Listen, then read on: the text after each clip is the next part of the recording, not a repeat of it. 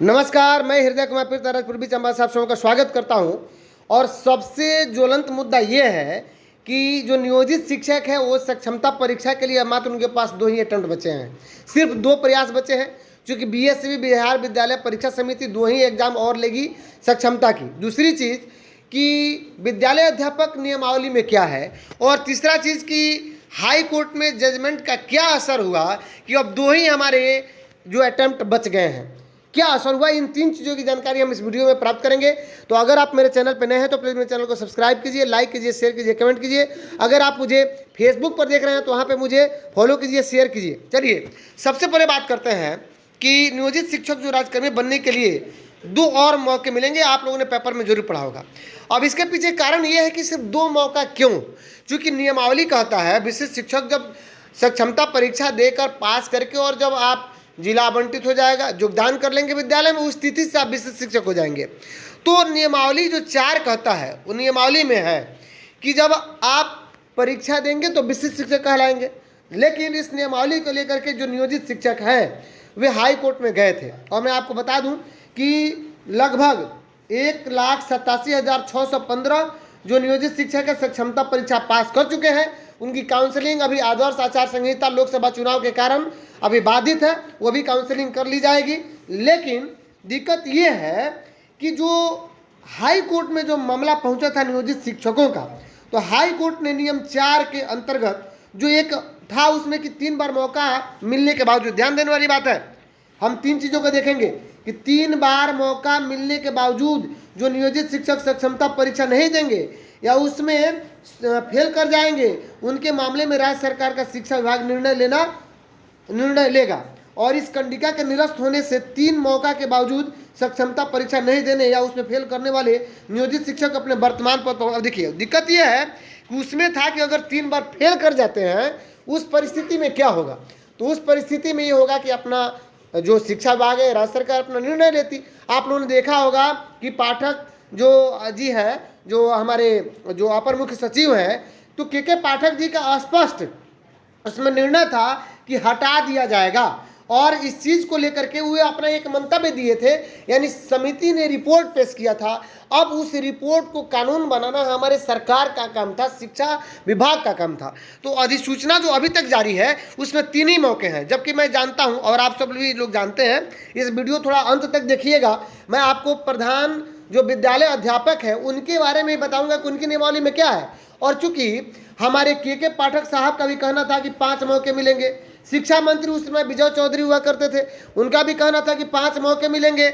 और ये भी कहा गया था कि ऑनलाइन परीक्षा हमारा वो भी 3 अटेम्प्ट होगा, यानी 3 ऑनलाइन होगा और 2 आपको ऑफलाइन परीक्षा ली जाएगी। मैं आपको बता दूं कि अब ऑफलाइन परीक्षा नहीं ली जाएगी, क्योंकि नियमावली में स्पष्ट है कि सिर्फ 3 बार परीक्षा होगी। अब बात ऐसी है, जब हाई कोर्ट ने रिजेक्ट कर दिया है नियम 4 को, यानी उसका मतलब ये है, हाई कोर्ट का कहना ये है कि अगर कोई शिक्षक, नियोजित शिक्षक परीक्षा में फेल भी कर जाता है या 3 बार परीक्षा नहीं देता है तो उसे हटाया नहीं जाएगा।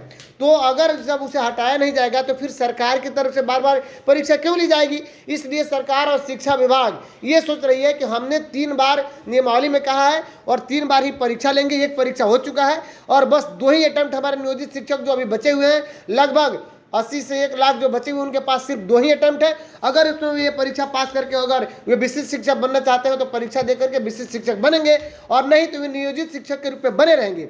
अब बात आती है कि जो विजय चौधरी जी ने कहा था, शिक्षा मंत्री, या जो हमारे के पाठक साहब ने जो कहा था कि 5 अटेम्प्ट मिलेंगे और 2 ऑफलाइन परीक्षा होगी, तो चूंकि हाई कोर्ट ही ऑर्डर कर दिया कि बाध्य नहीं किया जा सकता है, तो ये सरकार और शिक्षा विभाग सोच रही है कि 2 परीक्षा लेंगे, जिनको फॉर्म भरना होगा भरेंगे और पास करना होगा पास होंगे, और जो नहीं पास होंगे, जो फॉर्म नहीं भरेंगे, वे हमारे नियोजित शिक्षक के रूप में रह जाएंगे। अब आइए आगे हम एक चीज़ देखते हैं। ये देखिए, आप ये जो देख रहे हैं यह बिहार सरकार शिक्षा विभाग का अधिसूचना है, और ये जो अधिसूचना एक नियमावली है। और नियमावली किसके लिए है, तो बिहार राज्य विद्यालय अध्यापक नियमावली जो है संशोधन हुआ था 2024, जो 16 आपको लगभग मार्च को आया था।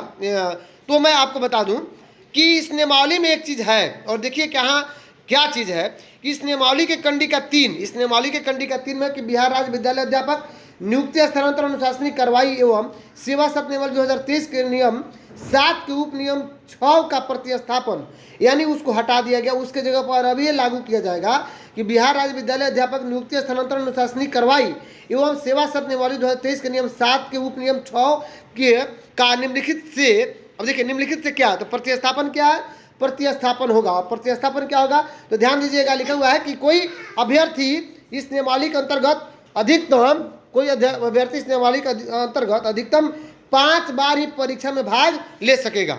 तो कहने का मतलब यह है कि जो बीपीएससी वाले जो अध्यापक बन रहे थे उनके लिए भी 3 अटेम्प्ट था, लेकिन जमीन तैयार किया नियोजित शिक्षकों ने, विरोध किया, धरना प्रदर्शन किया, शिक्षा मंत्री का जवाब आया, के पाठक सर का जवाब आया और इसको 5 अटेम्प्ट किया गया। लेकिन चूंकि विशिष्ट शिक्षक बनने की जो नियमावली है उसमें 3 अटेम्प्ट नहीं है, तो इसलिए एक परीक्षा हो चुकी है, सिर्फ 2 परीक्षा बाकी है और 2 परीक्षा सरकार लेगी। जिसको विशिष्ट बनना होगा बनेगा, जिसको नियोजित रहना होगा रहेगा। मैं आगे एक वीडियो में जरूर बताऊंगा कि नियोजित बनने में फायदा है, रहने में फायदा है या विशिष्ट बनने में फायदा है, क्या घाटा है क्या मुनाफा है, इसकी तुलना हम करेंगे। लेकिन जो 3 अटेम्प्ट आपको बीपीएससी के लिए था वो अटेम्प्ट बढ़ करके 5 हो गया।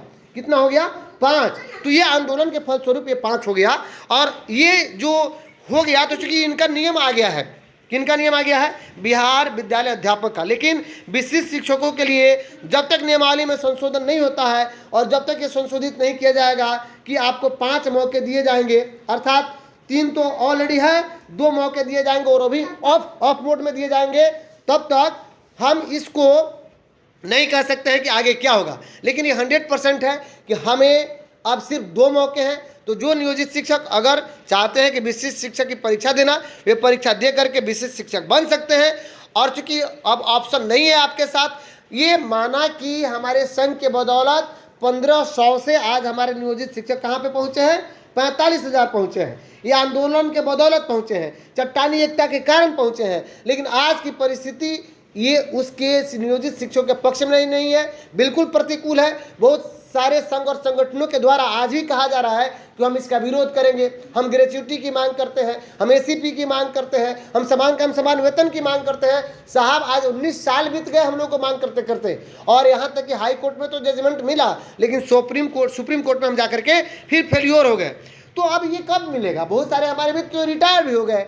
तो क्या इस आशा पर हम विशिष्ट शिक्षक की परीक्षा को छोड़ दें? मैंने भी परीक्षा नहीं दिया था, लेकिन अभी मैंने निर्णय लिया है कि विशिष्ट शिक्षक के बनने के लिए जो अभी सक्षमता परीक्षा जो आयोजित की जा रही है, जो द्वितीय है, इस सेकंड फेज में मैं खुद फॉर्म फिलअप करूंगा और इस परीक्षा का जो आयोजन होगा उसमें मैं सम्मिलित होऊंगा।